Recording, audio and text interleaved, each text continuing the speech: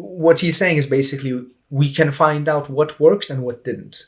But in structural engineering, it's not enough to know something. What I don't agree. Okay, let's get into the interesting. And it does sound like a joke when you read it, but I think you have to have a certain level of courage to be able to propose that this might.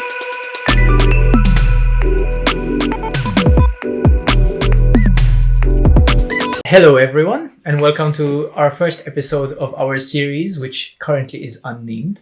Today we'll be tackling a very seminal writer called Mario Carpo, specifically a topic from his paper, which was published in the AD journal. The paper is called The New Science of Form Searching, which was edited by Achim Menges, who is a professor at the University of Stuttgart. Mario Carpo is a very well-known professor, I would say, in the digital design field. He is a historian and also coming from the UCL Bartlett in London. Maybe very quickly about Carpo's expertise, like what he talks about in his books. Yeah, that's true. So he is basically an expert in the transition in architecture from the transition of tools within architecture and how the digitalization of architecture has happened in the last few years. But even before that, in his previous books, he talks about the transition from kind of the Gothic way of building to what we have now, the kind of architecture that we do now. Basically, his main interest is this transition, of going from this classical mode of designing to like how digital tools nowadays are affecting the way we do our design and also the way we think about designing itself. Specifically, how the tools affect the thinking and also the process of making and interacting with architecture. Mm-hmm. And that makes his paper a good addition to the 2015 edition of AD, where Menges also talks a lot about the digital tools that we are now getting access to and how these are going to transform the way we do architecture, basically. So to do maybe a short summary of the paper, we kind of divided the paper almost into three main topics. The first part is where Carpo talks about data compression. And basically, he gives a few examples of data compression methods which have become obsolete in the past. So the first example of this is where he talks about logarithms. So previously, logarithms a few hundred years ago have been used to make complex mathematical calculations easier for mathematicians and for astronomers. It's almost like a mathematical trick which they use, and it's a way to compress data. And he talks about how this has become obsolete in the last few years because now we have so much computational power that we don't really need to use logarithms anymore, at least not in this way. He also talks a little bit about how 3D modeling has also become one of these tools where in certain cases you don't need to put everything into 2D anymore. You can just take the 3D and work within a 3D model and directly 3D print it without ever having to convert that into a 2D compressed form. So this is kind of the first part. And then the second part, he talks about a more current trend, which is the age of big data almost. And here he's talking about how currently we don't really need to use different tricks to sort our data anymore because we can just search for it. And we have so much computational power that we can just find what we want. And he gives an example of Gmail, where when you're searching for an email, you don't need to have it sorted in any way because the keywords that you use and anything that's in the email, you can use to just directly retrieve this data. So essentially, the search function kind of bypasses the analysis of things in exchange for looking for what has already been done and kind of calling it out based on what the designer, let's say, is kind of searching for. Mm-hmm. It's a bit probably abstract at this point, but then Yeah. when it comes to the examples, then it kind of becomes clearer. Then he gets into this argument where he's talking about,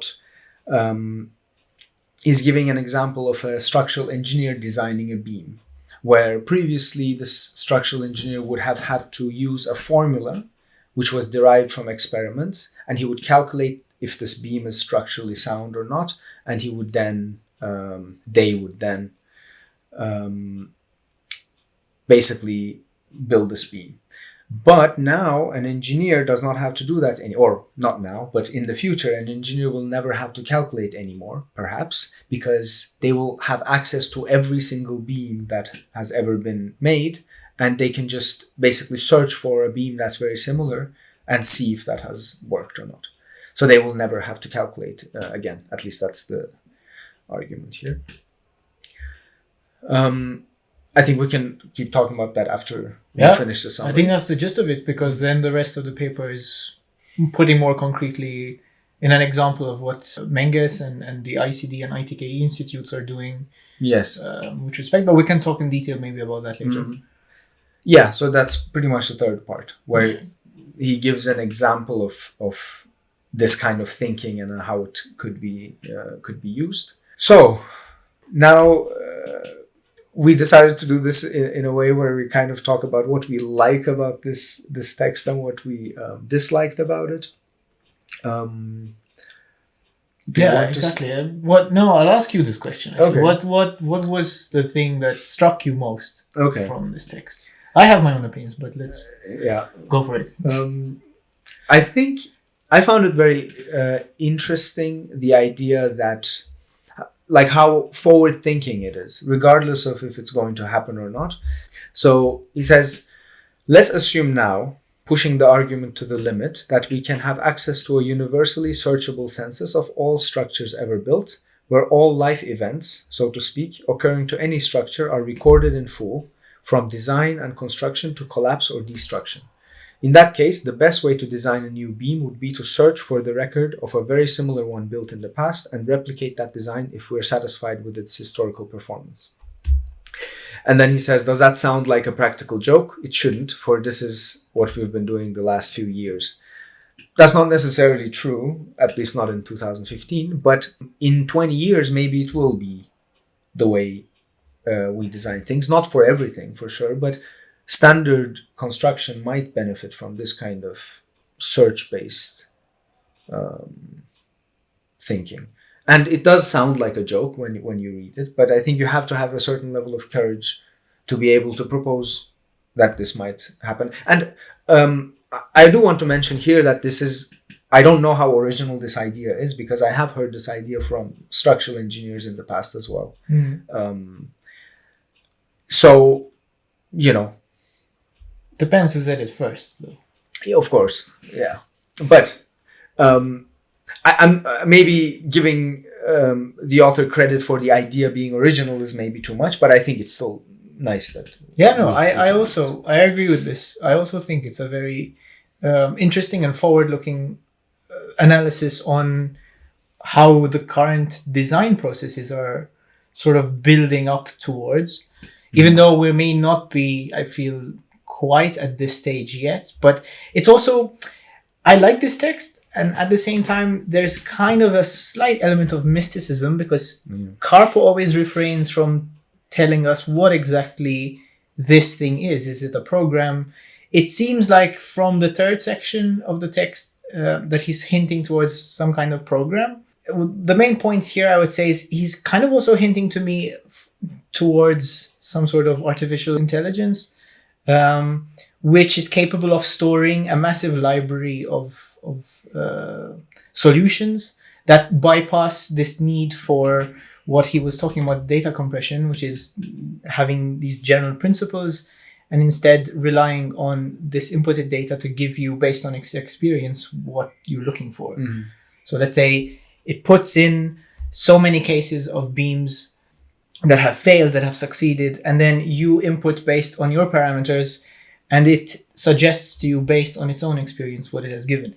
How it does this, what the data is, I think these are then the bigger questions that merits sort of the discussion, because to some extent he's talking about how data compression can become obsolete with this search function, which I understand, but it also boils down to how much trust do you have towards this kind of program or AI which is giving you these decisions. Because at the end of the day, both the principles that are compressed in data compression and this new way of thinking will always be subject to the principles of how it operates. You mean like how we previously used to do things, where we compressed information into a formula and did calculation? Yes, exactly. Is also exactly. It's a bit like how to some extent the early stages of digital design in the beginning, in the early 2000s, for example, where people were using computers, but no one really understood, at least architects, let's say, when this was kind of inherited into the architectural profession, how they were actually being used. So people were using NURBS curves, complex geometries and so on, but there was no fundamental understanding. And I think this hints at the topic of the black box design, right? Where we're using the tools, but we don't necessarily know the embedded knowledge behind them. Mm-hmm. And I think this is something which is both symptomatic in data compression, where you're basically abstracting principles into a general law, which then that law kind of hides the information from you of how it came to be. And similar in this way, when I'm searching for these solutions, I don't really know what the tool that is being used is actually doing behind here. Yeah. And I think this will play an extremely important role in the future in terms of how safe could such software or tools be in, for example, predicting the stability of structures. Yeah. Because we know, at least, let's say from our experience in our studies, that some element of redundancy right now is always important to have.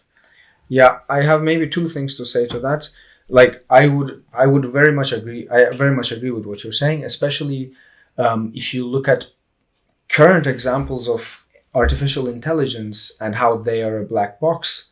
You could argue that this database method is more of a black box than a law, because at least the law, kind of it works and how it works. But with this, it's really difficult, and there's many examples of Google's AIs, I guess, performing in ways that are not intended, because we didn't really account for certain things, right? That's one thing. And then my second point, I actually forgot what I was going to say. Here's what I was going to say. About being vague about the inputs and the outputs and what exactly this is. So, and the redundancy point. Like when he's talking about, what he's saying is basically we can find out what worked and what didn't.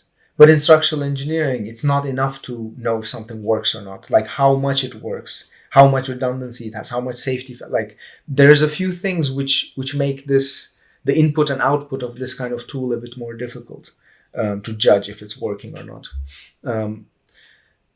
But as long as you keep the argument this vague, it's still a good argument. But once you get into the details, of course, there's complications involved. Yeah, of course. Mm-hmm. No, I very much agree with this kind of thinking. It's very interesting. Yeah. What I don't agree with, let's get into the interesting. This is